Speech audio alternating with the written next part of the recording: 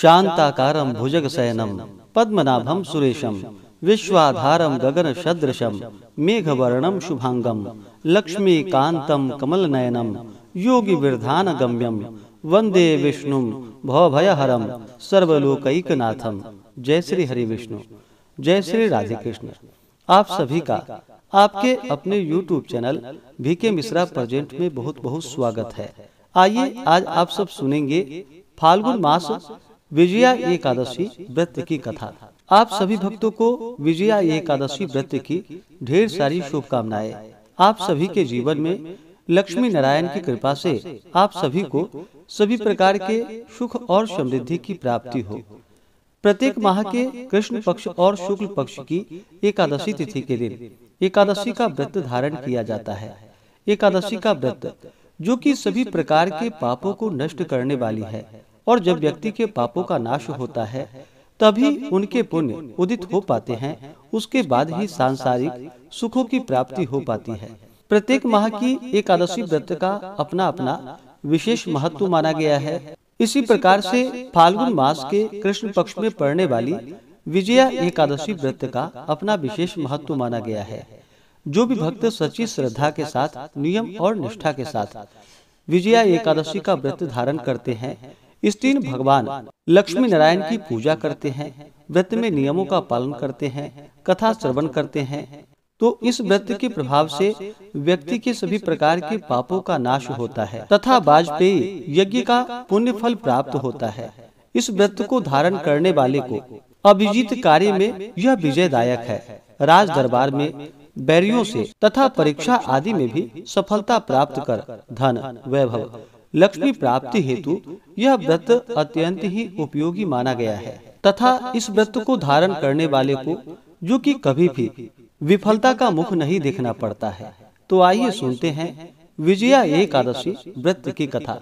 अगर आप एकादशी व्रत के उपलक्ष्य में ब्राह्मण दक्षिणा, अन्नदान, वस्त्रदान आदि के लिए देना चाहते हो तो आप अपने श्रद्धा और सामर्थ्य के अनुसार हमें डिस्क्रिप्शन में जाकर के वहां से गूगल पे, फोन पे या अकाउंट नंबर के माध्यम से आप अपने श्रद्धा और सामर्थ्य के अनुसार हमें ब्राह्मण दक्षिणा प्रदान कर सकते हैं। तो आइए सुनते हैं विजया एकादशी व्रत की कथा। तो बोलिए प्रेम से भगवान विष्णु की जय, माता लक्ष्मी की जय, एकादशी माता की जय, भगवान श्री कृष्ण की जय, सर्वदेवी देवता की जय। बहुत समय पहले की बात है।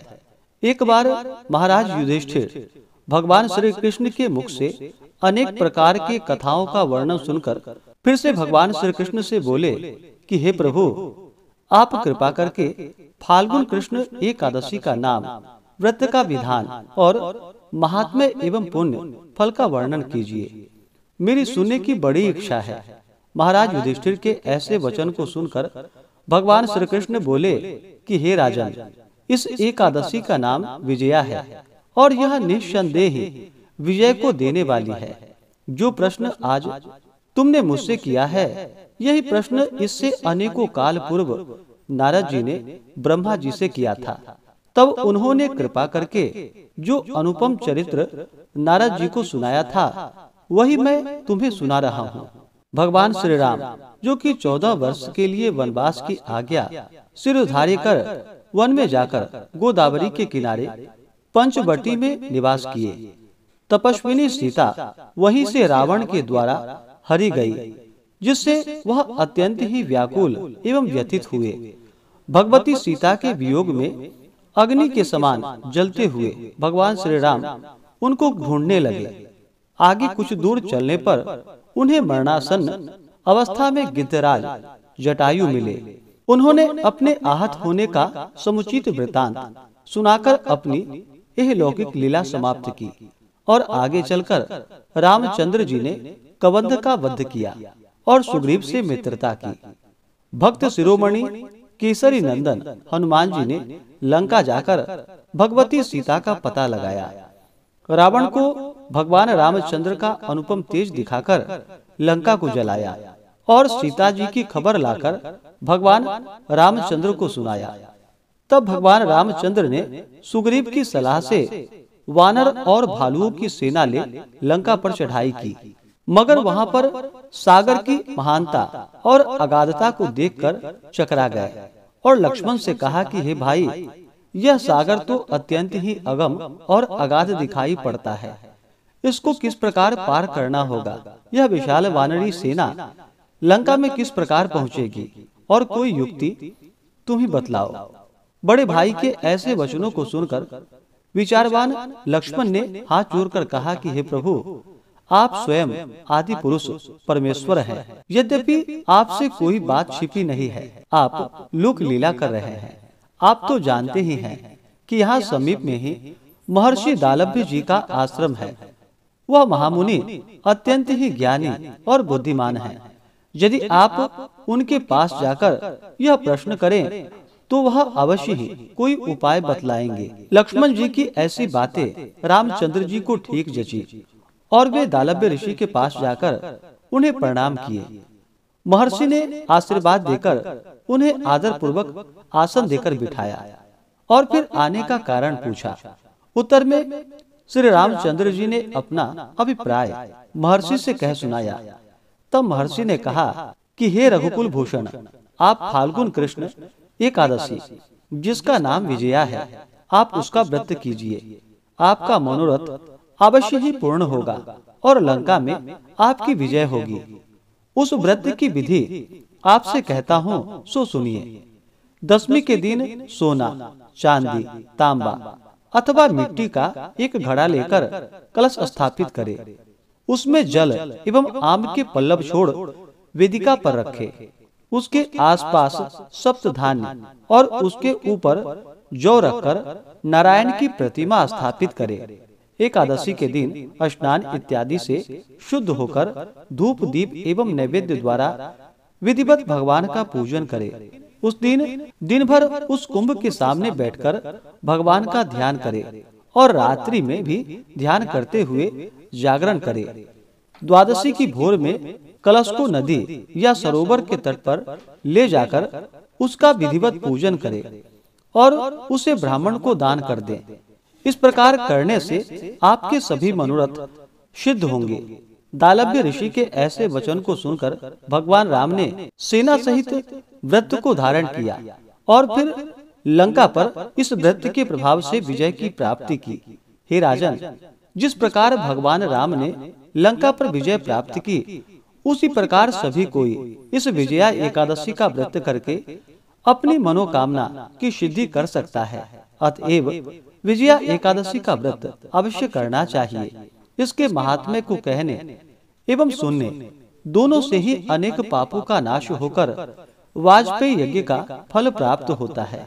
तो बोलिए प्रेम से भगवान विष्णु की जय, माता लक्ष्मी की जय, एकादशी माता की जय, भगवान श्री कृष्ण की जय, सर्वदेवी देवता की जय। इस बार विजया एकादशी का व्रत जो कि 2 दिन बतलाया गया है, एक 6 मार्च को और एक 7 मार्च को। सनातन पंचांग के अनुसार एकादशी तिथि प्रारंभ समय जो कि 6 मार्च 2024 दिन बुधवार सुबह 6:32 और एकादशी तिथि की जो समाप्ति है वह 7 मार्च 2024 दिन गुरुवार को सुबह 4:14 पे एकादशी तिथि की समाप्ति है। यह समय सनातन पंचांग के अनुसार है और वाराणसी ऋषिकेश पंचांग के अनुसार एकादशी तिथि प्रारंभ समय 5 मार्च 2024 दिन मंगलवार रात्रि 1:11 और एकादशी तिथि की समाप्ति 6 मार्च 2024 दिन बुधवार को रात्रि 11:39 पे है। सनातन पंचांग के अनुसार द्वादशी तिथि की समाप्ति 7 मार्च को रात्रि 1:21 पे है और वाराणसी ऋषिकेश पंचांग के अनुसार द्वादशी तिथि की समाप्ति जो कि 7 मार्च रात्रि 9:46 पे है। अगर आप सनातन पंचांग के अनुसार इसके मत से व्रत को धारण करते हैं तो गृहस्थों के लिए जो कि 6 मार्च 2024 दिन बुधवार को व्रत धारण किया जाएगा, और वैष्णवों के लिए जो कि 7 मार्च 2024 दिन गुरुवार को वैष्णवों के लिए व्रत धारण किया जाएगा। वहीं पे आप वाराणसी ऋषिकेश पंचांग के अनुसार व्रत को धारण करते हैं तो वैष्णवों के लिए और गृहस्थों के लिए दोनों एक ही दिन व्रत पड़ रहा है, क्योंकि इसके समय के अनुसार द्वादशी युक्त यह एकादशी व्रत प्राप्त हो रहा है। तो जो भी सनातन पंचांग के अनुसार व्रत को धारण करने वाले हैं, गृहस्थ 6 मार्च को व्रत धारण करेंगे, और वैष्णवों के लिए जो कि 7 मार्च को आप व्रत धारण करेंगे। वाराणसी ऋषिकेश पंचांग के अनुसार वैष्णव हो या गृहस्थ हो, दोनों एक ही दिन व्रत धारण करेंगे। अब आइए जानते हैं पारण समय के बारे में, और पारण किस चीज से किया जाएगा। एकादशी व्रत का जो पारण किया जाता है, एकादशी व्रत का पारण जो कि हरिवासर में नहीं करना चाहिए। हरिवासर का समय द्वादशी तिथि का पहला चौथाई हिस्सा हरिवासर का होता है, तो हरिवासर में व्रत का पारण नहीं करना चाहिए। तो जो भी विजया एकादशी व्रत का पारण करने वाले हैं, विजया एकादशी व्रत का पारण जो भी सनातन पंचांग के अनुसार व्रत धारण करेंगे, वो सभी व्रत का पारण 6 मार्च को व्रत रखने वाले 7 मार्च को व्रत का पारण करेंगे। पारण का समय दोपहर 1:43 से शाम 4:04 तक होगा, और 7 मार्च को व्रत रखने वाले 8 मार्च को व्रत का पारण करेंगे। पारण का समय सुबह 6:38 से सुबह 9 बजे तक होगा। और जो भी वाराणसी ऋषिकेश पंचांग के अनुसार व्रत धारण करने वाले हैं, तो वैष्णव और गृहस्थों के लिए एक ही दिन 6 मार्च को व्रत है, तो 7 मार्च को व्रत का पारण जो कि सुबह 6:38 से सुबह 9 बजे तक आप व्रत का पारण करेंगे। तो आप अपनी जगह के अनुसार और स्वेच्छा के अनुसार जिस भी दिन चाहें आप व्रत को धारण कर सकते हैं। विजया एकादशी व्रत का पारण जो कि गोदधन्या पारणम, यानी कि गाय के दूध के दही से इस व्रत का पारण किया जाएगा। यह संभव ना हो पाए तो आप तुलसी दल, जल या फल से व्रत का पारण करें। जो भी भक्तजन एकादशी का व्रत धारण करने वाले हैं, उन्हें व्रत के लिए जो कि दशमी के दिन से ही व्रत में नियमों का पालन करना चाहिए। व्रती को दशमी, एकादशी और द्वादशी इन 3 दिनों में जो कि काश्य पात्र में भोजन नहीं करना चाहिए, मसूर का दाल प्रयोग नहीं करना चाहिए, मसूर नहीं खानी चाहिए, चने, मिथ्या भाषण, शाक, शहद, तेल, मैथुन, द्यूत और पान का सेवन नहीं करना चाहिए। दशमी और एकादशी के दिन चावल का प्रयोग नहीं करें। द्वादशी तिथि के दिन आप चावल ग्रहण कर सकते हैं। दशमी तिथि के दिन जो कि हविष्यान्न भोजन ग्रहण करना चाहिए, जैसे कि जौ, गेहूं, मूंग, सेंधा नमक, काली मिर्च, शर्करा और गौघृत आदि का प्रयोग करके एक बार भोजन करना चाहिए। दशमी की रात्रि में एकादशी व्रत का स्मरण करते हुए, भगवान विष्णु का स्मरण करते हुए सोना चाहिए, और एकादशी की सुबह नित्य क्रियाओं से निवृत्त होकर के गंगा नदी में या घर के नहाने के पानी में ही थोड़ा सा गंगा जल मिला करके स्नान करना चाहिए, शुद्ध वस्त्र धारण करना चाहिए, और व्रती को व्रत का संकल्प लेना चाहिए, और फिर जितेंद्रिय होकर श्रद्धा, भक्ति और विधि सहित भगवान का पूजन करे। उत्तम प्रकार के गंध, पुष्प, धूप, दीप आदि नैवेद्य आदि से अर्पण करके निराजन करे। तत्पश्चात जप, हवन, स्तोत्र पाठ और कथा आदि का श्रवण करे। मनोहर गायन, वादन और नृत्य करके प्रदक्षिणा और दंडवत करे। एकादशी की रात्रि जागरण करते हुए समय को व्यतीत करनी चाहिए। भगवान का स्तोत्र पाठ आदि करते हुए समय को व्यतीत करे, और द्वादशी तिथि की सुबह स्नान करके शुद्ध वस्त्र धारण करके भगवान का पूजन और आरती कर लेनी चाहिए। इसके बाद ब्राह्मणों को भोजन करवाना चाहिए, ब्राह्मणों को दान और दक्षिणा देनी चाहिए, गरीबों को भोजन करवाना चाहिए, और फिर समय के अनुसार व्रत का पालन करना चाहिए। विजया एकादशी के व्रत में जो भी व्रत धारण करने वाले हैं, उन्हें दशमी के दिन ही जो कि पूजन के लिए तैयारी करनी चाहिए। दशमी तिथि के दिन सोना, चांदी, तांबा अथवा मिट्टी का एक घड़ा ले कलश स्थापित करे, उसमें जल एवं आम के पल्लव छोड़ देवे और वेदिका बना करके वेदिका पर स्थापित करे। उसके आसपास कलश के नीचे जो कि सप्तधान्य रखे, और ऊपर से जौ रख करके लक्ष्मी नारायण की प्रतिमा को स्थापित करे। और एकादशी के दिन जो कि पूरे विधि विधान के साथ लक्ष्मी नारायण का पूजन करना चाहिए। भगवान विष्णु का जल से अभिषेक करे, पंचामृत से अभिषेक करे, शुद्ध गंगा जल से अभिषेक करे, भगवान को पीला वस्त्र चढ़ाएं, यज्ञोपवीत अर्पित करे, जल से आचमनी करवाएं। उसके बाद जौ और तिल भगवान को अर्पित करे। भगवान विष्णु को जो कि अक्षत नहीं चढ़ाया जाता है, इस बात का ध्यान रखें। तो भगवान को जौ और तिल अर्पित करें। उसके बाद तुलसी दल चढ़ाएं। भगवान विष्णु को तुलसी दल अर्पित करने से अति प्रसन्न होते हैं। बिना तुलसी के इनका पूजन मान्य नहीं होता है, तो भगवान को तुलसी दल अवश्य ही अर्पित करें। इसके बाद धूप और दीप दिखाएं। अनेक प्रकार का नैवेद्य अर्पित करें। विशेष करके भगवान को इस दिन जो कि पानी फल सिंघाड़े का भोग लगाना चाहिए, आप उसे प्रसाद के रूप में ग्रहण भी कर सकते हैं। इस दिन भगवान को दूध से बने हुए वस्तुओं का भोग लगाएं। ऋतु फल आदि जो भी मिले उसका भगवान को भोग लगाएं।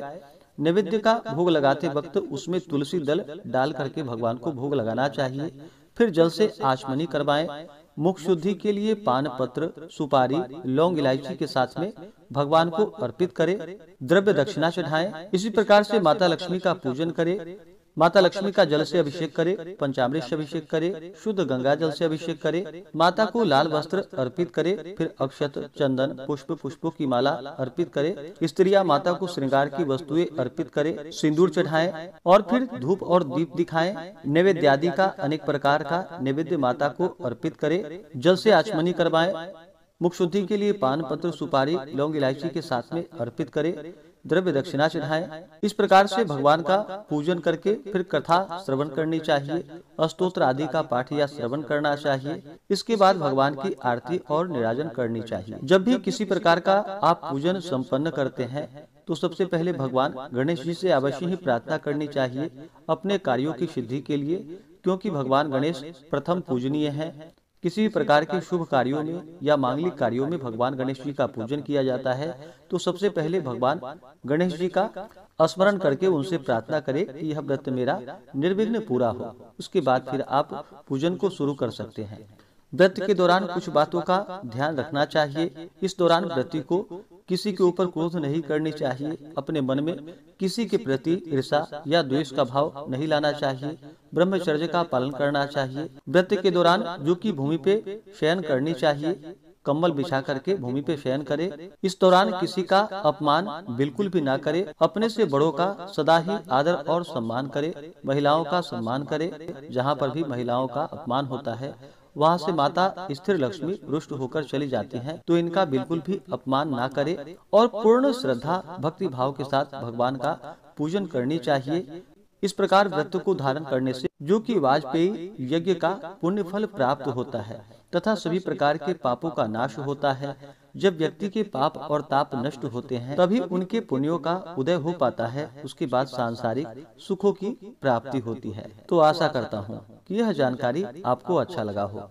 ऐसे ही ज्ञानवर्धक जानकारियाँ प्राप्त करते रहने के लिए चैनल पे अगर आप पहली बार आए हैं तो चैनल को लाल बटन दबा करके सब्सक्राइब करें। साथ में बेल आइकन घंटी को दबाएं ताकि आने वाली वीडियो का नोटिफिकेशन आपको समय से मिलता रहे। वीडियो को लाइक करें, शेयर करें। सुखी रहें और स्वस्थ रहें। जय श्री राधे कृष्ण। धन्यवाद।